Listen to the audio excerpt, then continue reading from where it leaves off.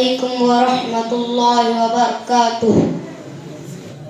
أعوذ بالله من الشيطان الرجيم.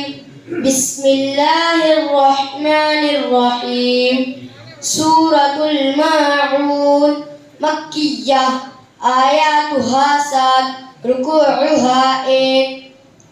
أرأيت الذي يكذب بالدين فذلك الذي يدع اليتيم ولا يحض على طعام المسكين فويل للمصلين الذين هم عن صلاتهم ساهون الذين هم يراءون ويمنعون الماعون.